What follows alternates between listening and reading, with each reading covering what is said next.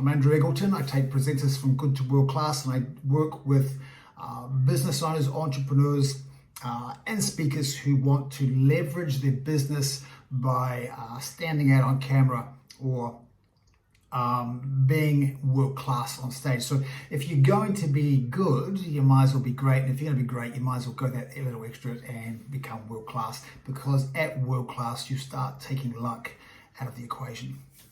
Okay. Today I'm going to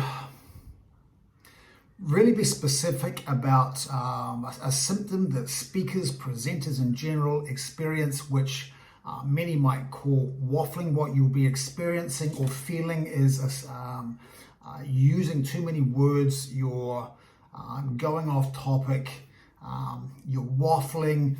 The amount of words that you're using isn't conducive to articulating with clarity your message or topic or who you're speaking to. And quite often the words that you start using are completely off topic, full stop, and it wastes time on camera, and even worse when you're doing a keynote or on stage, because you're using valuable time and going off topic. Of course, and this leaves your audience confused as to what you do, who you even are, and what your area of expertise is. Now, the first thing to do is to go, okay, so that's a symptom, waffling. I go off topic, I use too many words. Why are we doing that? Why are we doing that? So waffling for me is born from a pressure to fill space with words. Now, that pressure is the camera or it's the audience. So it's an external pressure that is being applied to you by yourself, by the way. And the uncomfortableness of it, being uncomfortable, sitting in that space and being uncomfortable, is forcing you to keep speaking. The trouble with public speaking is the misleading word there is speaking. If 95% of our communication is the subconscious brain is the feeling brain, then presenting is predominantly feeling, not speaking. Okay, so the panic, the external pressure is causing the presenter to fill the spaces with extra words, therefore diluting their message. How do we solve that? This is how I solve that. I have a presenting methodology, and the piece of the methodology that solves that specific problem is step 3, time and space. It is where we allow ourselves to explore the space or the pockets of time between the words. Okay, so instead of trying to fill these pockets of time or the space between words, we allow ourselves to explore it. We get comfortable with being uncomfortable, knowing that we are going to get comfortable again.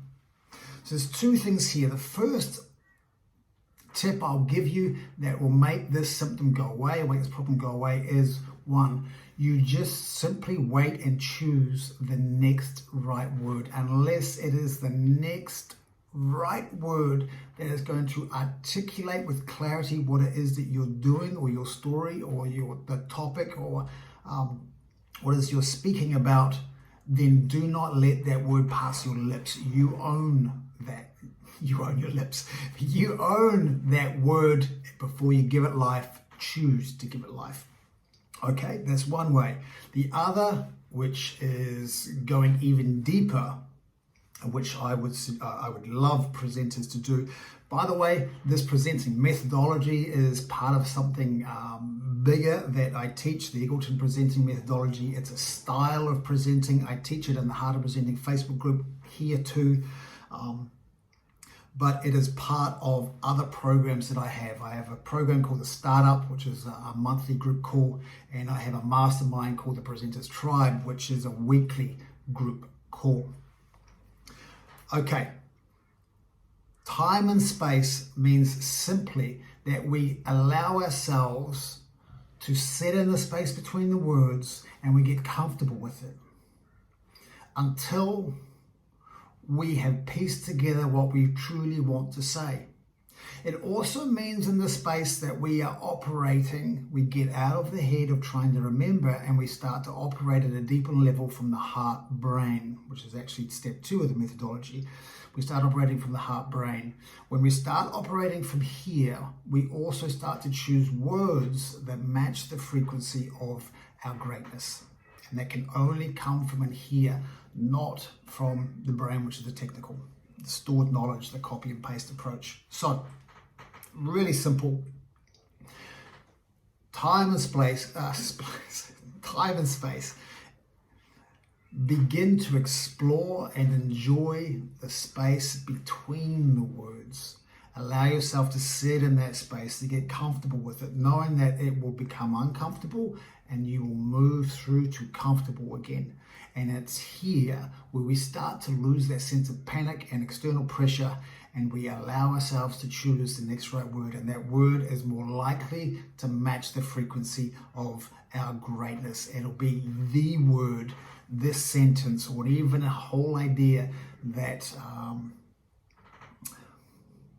we discover that allows us to articulate our topic, our chosen topic, and our zone of genius with absolute clarity.